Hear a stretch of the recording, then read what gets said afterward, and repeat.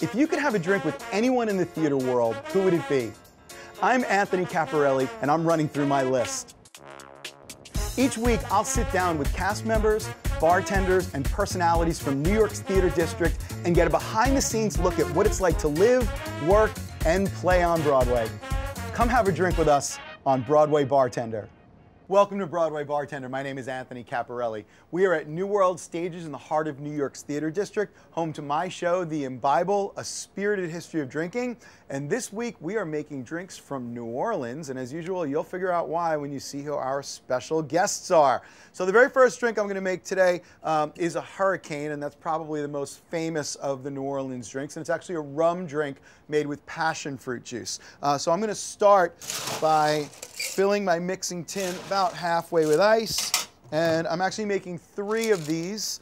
So I'm gonna go, I'd probably normally do about 2 ounces per drink, but this is a big drink, so I'm just gonna do about 1 ounce per drink for this version. And then passion fruit juice. This is really what makes it a hurricane. And I'm doing about 2 ounces per drink. And then I want the juice of 1/2 of a lemon to balance out the sweetness of that passion fruit juice. So I'm going to do 3/2 of a lemon. And then I need a little bit of simple syrup in there, just to counter that lemon juice. And I'm not going to put very much. I'm just going to do about 1/2 ounce for the whole thing. And then I want to shake this up really, really well, because this drink should almost taste like it was blended, not really in a blender, in what we call a post blender, but kind of whipped up froth is how I like my hurricanes.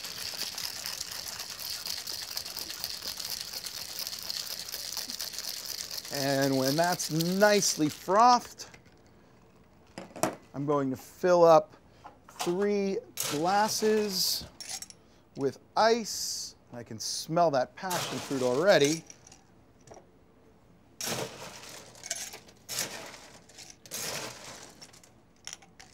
And then strain this into my glasses over the fresh ice.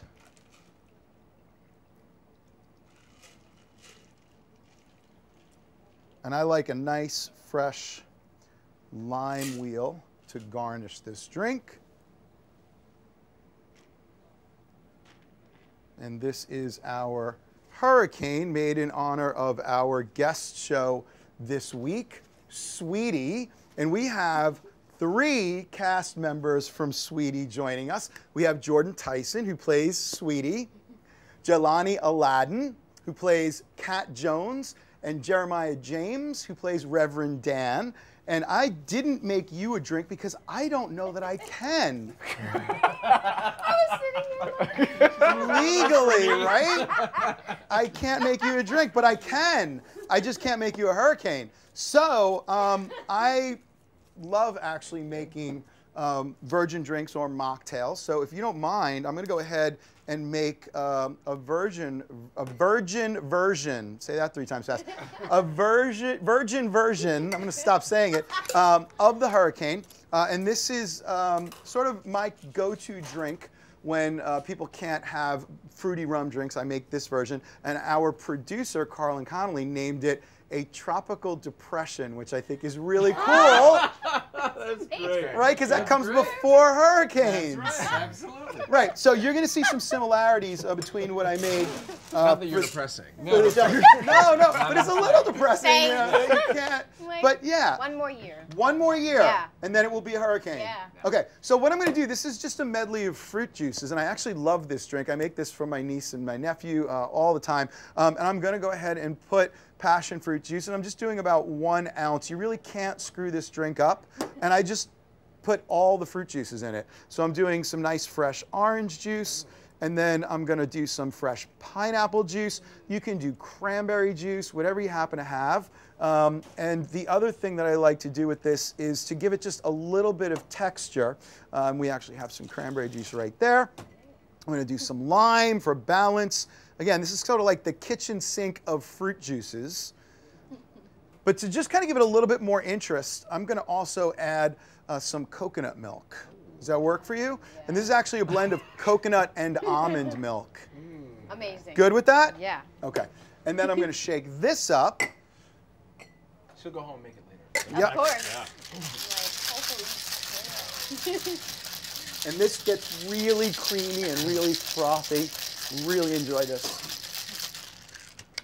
And just like we did with the hurricanes, over some fresh ice.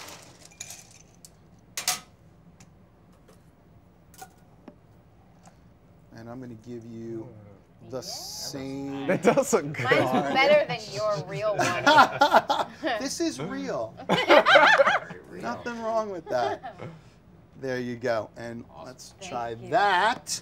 And folks, thank you so much for joining us here on Broadway Bartender. Cheers. Cheers.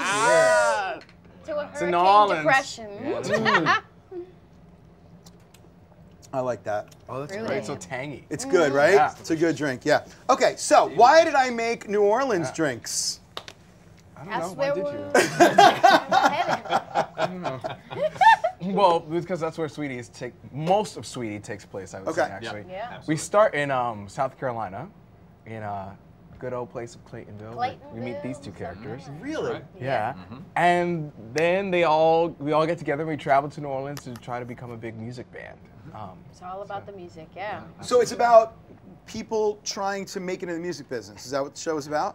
Essentially, I mean, basically, it's the Reverend Dan is a character that I play, and it's actually loosely based off of a real man who brought orphans, from African American orphans, together and made a band, and they traveled all over the world. He's a bit of a flawed character. He made a great deal of money, made it for himself, not necessarily the children that he was supposedly helping at the time. And so it's loosely based on that, and he takes these young children down to New Orleans where, you know, as he puts it, everybody's all mixed in there in different cultures, and it was a place that they might be embraced. And because, you know, music is truly the heart of New Orleans, even to this day, it was the place that they felt they would have the best opportunity to rise. And that's kind of how it all began. So it sounds like he was not in it to be benevolent and altruistic. He was looking to make a buck for himself. The original character, yes, was more in it for himself, and he gained huge amounts of money and fame in what he did. But this version of the story, he's a flawed character, but he's not necessarily truly out for himself. He really does care about these children. He does want to help them grow. So in Sweetie the Musical, it's very much, you know, he's a sweeter guy, I guess you might say. And we really are following Jordan Tyson, who plays Sweetie here. Okay, so tell me about the title character. So Sweetie, Sweetie is this girl who just, her voice is what catches people. She goes out every single day to sing and to make a little coin or two, you know. And so Reverend Dan overhears her one day and invites her to come down and maybe think about joining his band because they need a little help. And eventually she decides to do it, and this has been a struggle for her. She, Jelani and I were talking before, she just has this recurring motif of asking, can I stay here? Because she's going through some turmoil, and ultimately she lets her voice guide her and bring her to where she needs to be. So. She wouldn't have got anywhere without the help of Cat Jones. So I was going to say, yes, because you introduced that character and that character. the show. So what does Cat Jones, how does Cat Jones figure into it? So Cat Jones, in the late 1930s, actually, it was very popular for a lot of African American men to be traveling musicians. And this Cat Jones, his father was, in the story, he talks about his father riding the boxcars and actually traveling to different stations and playing his horns, telling stories, and kind of like the Chitlin circuit almost, as a way to make money. And so that is his profession.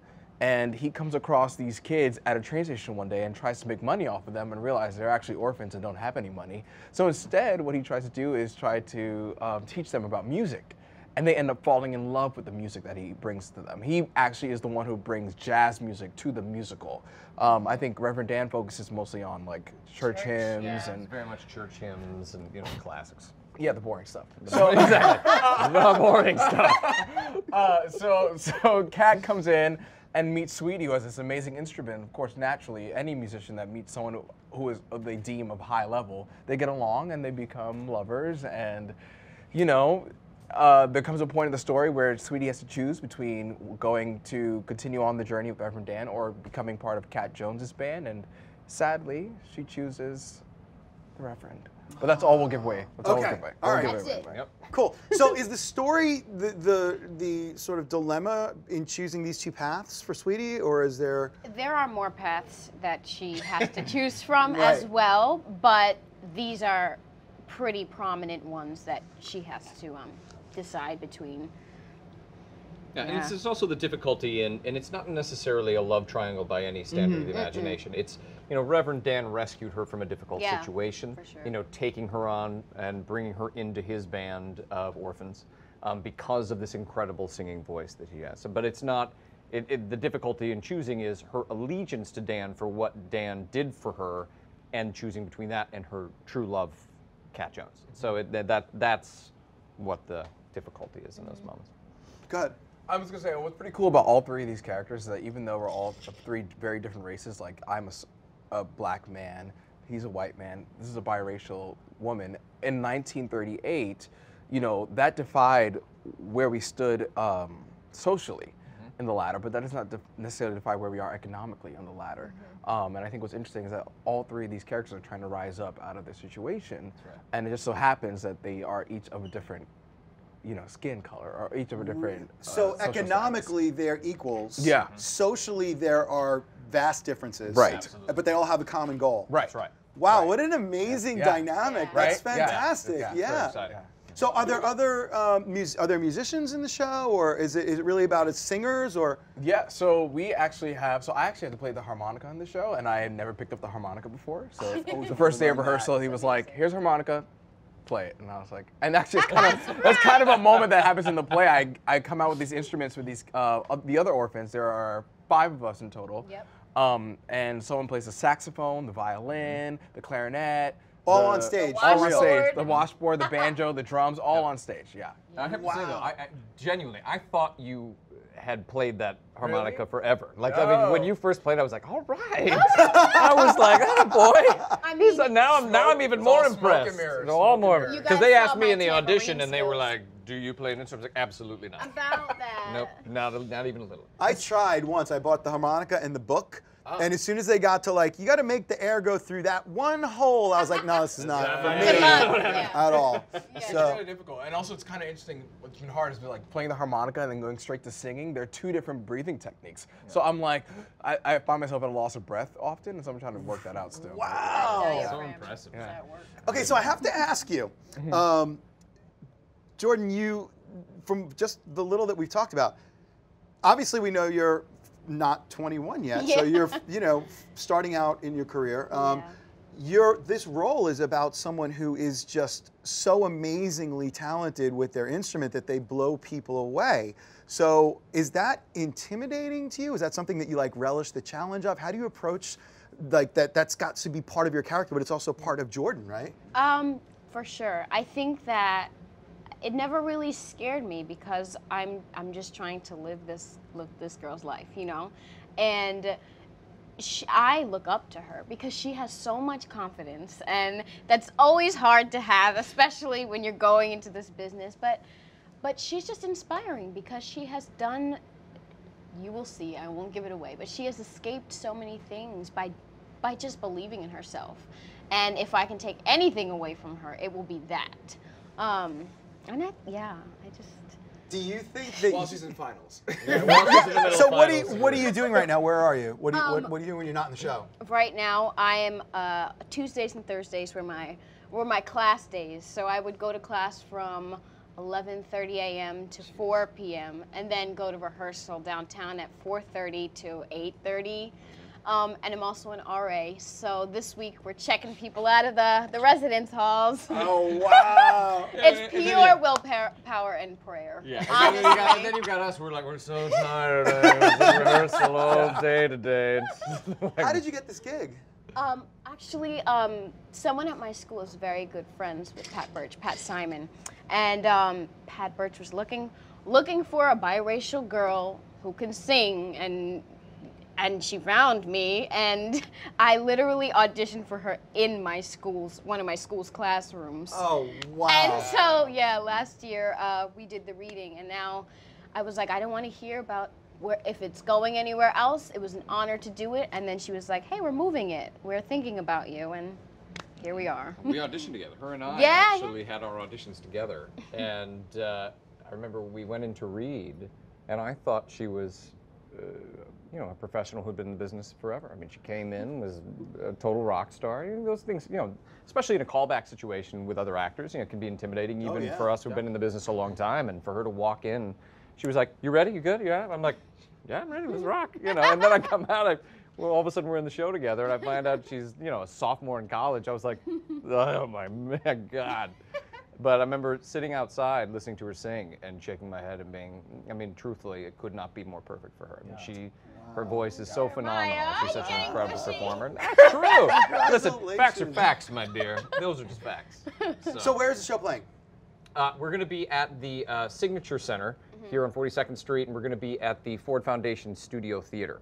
And it'll run all the way through June the 18th. We're really excited about it. Wow, congratulations. That's wonderful. Thank you very much. So you have a Broadway debut coming up, yes? I do. I am very fortunate that I will be a part of Frozen, the musical, which will be very exciting. Wow, Frozen, the musical. Yeah, that's very fun. But yeah, and I'm very fortunate to be a part of this too. You know, when I first heard about the show, I was like, Pat Birch is directing it. I have to be a part of it. I have. She is a master at her craft. I mean, this woman who's like sitting in a chair with a replaced hip, freezing. She's like, and she's directing the crap out of the show. You know, it's like, it's incredible how she's able to command a room with like, and she's like this small. Yes. So yeah. How did you find out about it? I mean, how did you even get the opportunity? Well, I was like, you know, as any actor does, trolling Playbill.com because, like, you know, you do that. And I was like, oh, this show seems interesting, and that seems like an interesting character, and I'm a huge fan of developing new work. That's what I love to do. And so I, like, texted my agent, and I was like, hey, like, does a breakdown come out for this? And she was like, yeah, I'll submit you, or I'll ask Michael Casera, who casted the show, if he would like to see you for the project. And I went in, and I don't know, I just really liked the character. I was like, this seems like it could be a good fit. And then I had a call back also at Jordan where Pat said, just sing to her. Sing something to her. Oh, it was amazing. I got like serenaded the first time I met him, and I was like, okay. There's the chemistry.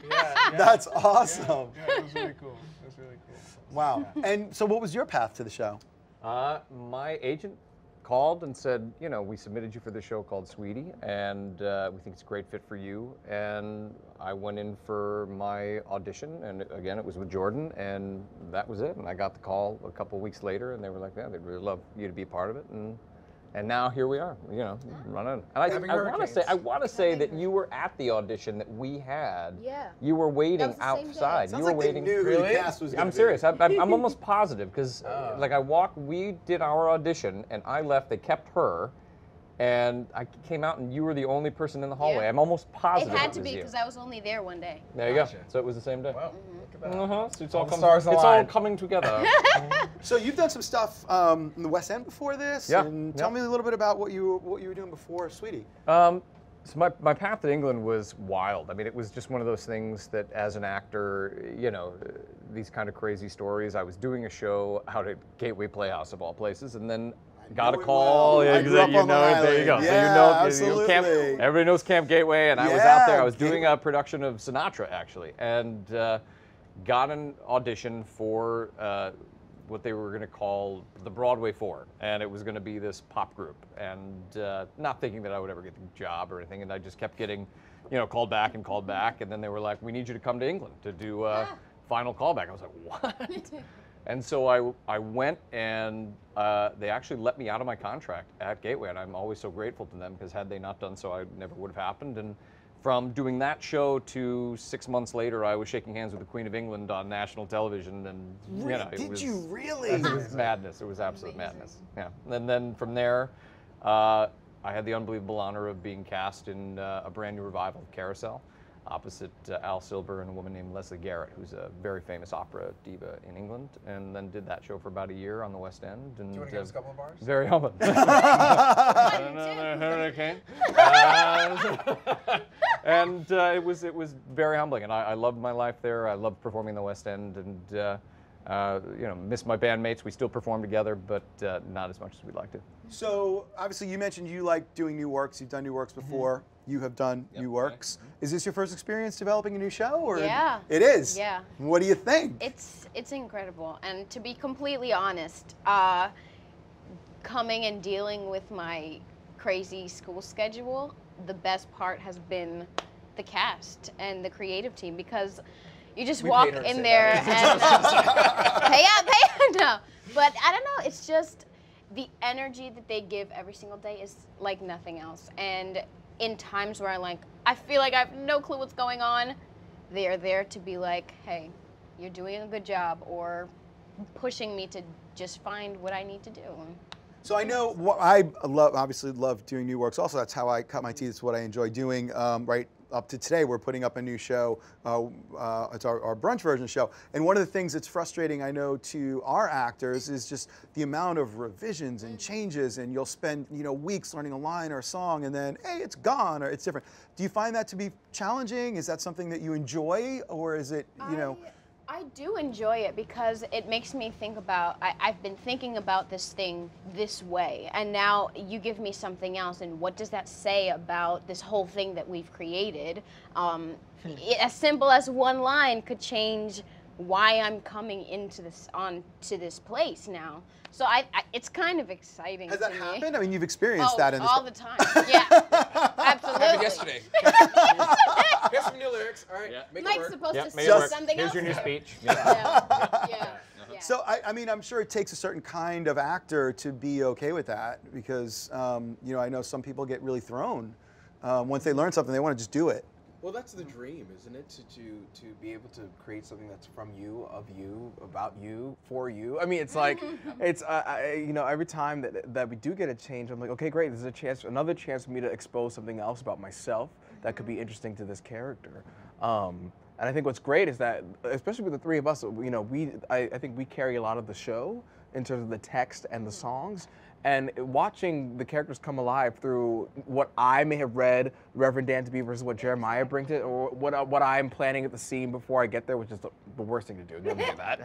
And then I show up and I look into Jordan's eyes, and I'm like, everything that I thought, fuck that shit. Like, excuse my language. But it's like, I'm just like, what's here is here, and I have to go what's happening right now, and that for me is the dream of why I became an actor. Absolutely. Well said. Yeah, I mean, there's no template. It's not like you're looking to either recreate or even avoid sometimes recreating another person's work. Right. Yeah. You're making it up out of whole cloth. I mean, you have your compass is internal, right, for this? Absolutely. And there's also that aspect of, being the first person to develop that role, that everything that role is so uniquely you. When you look at things, you can say what you like about, for instance, Michael Crawford in The Phantom of the Opera. Anybody who has ever come after, he was the template. That role is for decades. It was that he developed that role. He was a part of it from the ground up. And forever Michael is built into that role, and you get to then do that. So it's an incredible feeling to know that Reverend Dan could live on, and Cat Jones and these things. It's that's really what you get into the business for. Wow, congratulations, guys. Sing, I can't wait. Yo, Forget Jordan it. sings I cannot wait. It's one of those moments where you hear, you're just going, why am I doing that? Why am I I'm not going to get up Trying? tomorrow. Forget about it. To stop. Wow. Truth hurts, baby. It is what it is. Well, congratulations to all of you. So now we got to make the second drink, and this time I normally get one of you guys to come up and make the drink. In New York, you're allowed to 10 bar at over 18. Yeah. You can 10 bar. You want I to? You just can't do drink it. it. All right. So you come on back We'll here. see how this goes. Come on, We're girl. gonna do. Step right there. Okay, so this is another New Orleans drink, and it's called, the original is called a Ramos Gin Fizz, which is one of my favorite drinks to make. But I actually do a different version. I do what's called a deconstructed version, which comes out of sort of molecular mixology, where you take the ingredients that you would normally mix together and you pull them back apart. and kind of serve them in different ways.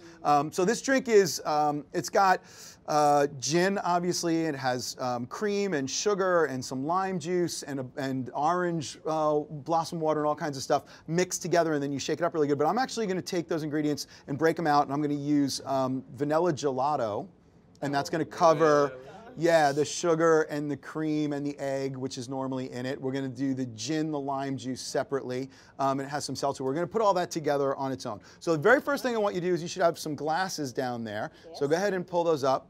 And yours is going to be exactly the same as ours, except yours is not going to have the gin in it. Yes. Sounds good? Yeah. All right, great. So we have some vanilla gelato, and go ahead and put a nice big scoop of vanilla gelato in each of those.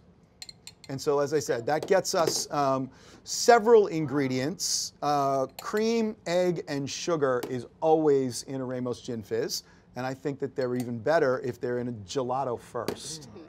So that's going to go in. Yes, a heaping scoop. That one a little more. Good job. So now you have a mixing tin right there. If you go ahead and fill that about halfway up with ice. Okay. Good job. And I want you to take our, right, are you having fun? Right under there is a citrus press, it's the yellow thing. Good, so I want you to put 4 halves of the lemon. You're gonna squeeze 4 halves, and you're gonna hold this end. Okay, this goes this way. Yep, exactly. Oh, a lemon? Yeah, lime. Yeah, just like that. And just squeeze it right in. Come on, press it, press it. Come on. I'm strong! Oh. There you go. Okay, okay. And you have a garbage right on the right.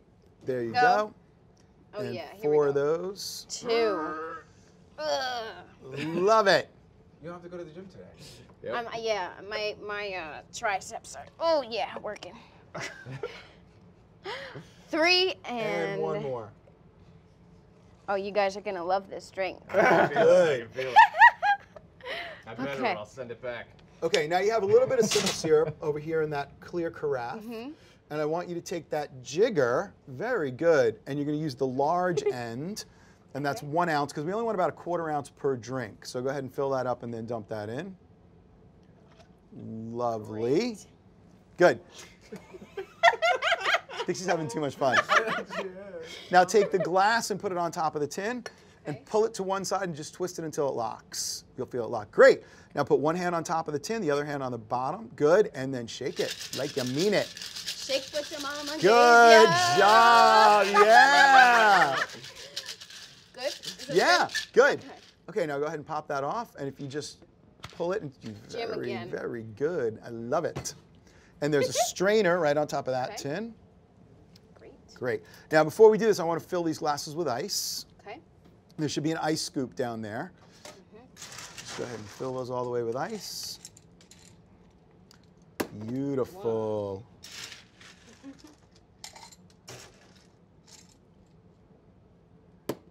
Guys, maybe I should rethink my career. I don't know, not from what I hear of your singing voice. Let's stick to your day job. Lovely. Now there's a bottle of gin. It's the blue bottle. Okay. You're going to pick that up, and I'm going to line 3 of these up. Nope, that's the rum. Yep, it's the blue bottle right there. Now, I want you to turn it all the way upside down and count to 2 over each of those. So you're going to go 1, 2, 1, 2, 1, 2. Okay. Ready? Not, okay, that's fine. Nope, that's fine. So that will not be yours. Great. There you go. Oh. See what we're doing? Good. Okay, so so that one kind of more. like- Yep. 1. And then 1, 2. 1, 2. And then 1, 2. Fabulous. You guys are gonna have some fun. Good. Okay. Now take a red straw and put it in this one so we know which one is yours, because we want to mix. We don't want to get this wrong. Indeed. Good. Now, right on the gun, there's that's called a soda gun. Yep, you know what that is. Yes. And you're gonna press the soda button and fill this right up to the top. Oh, that's the fizz part. That's the fizz part. Good. Good? Yeah, it looks like an egg cream. If any of you guys grew up in New York, you know what an egg cream is. Limbrook. Exactly. Wow. And then the last thing we need is some orange blossom water. Okay. So that's right here. I want you to go ahead and put your finger on top of the straw so when you lift it out, the orange blossom water stays in it. Yeah, and you just want a couple drops, so you're just going to release just for a second over each one. Good, and then the next one, and then the next one, and then you can get a little more for yours. Well, that's a neat trick. I didn't know Yeah. that's how you Good. That was a lot. That's okay. You like orange blossom water? I guess now I do. Good. And then you can put real straws in all of them. Oh, you better like. And this that is our drink. Ramos Gin Fizz Wow. float. Oh, Look yeah. at you even doing the straw trick. Don't want my hands to be all over your straw if I can even get it out. No, that's fine. That's wonderful. We trust you. Good. Thanks. Let's see how she did, guys. All right. Oh Lord.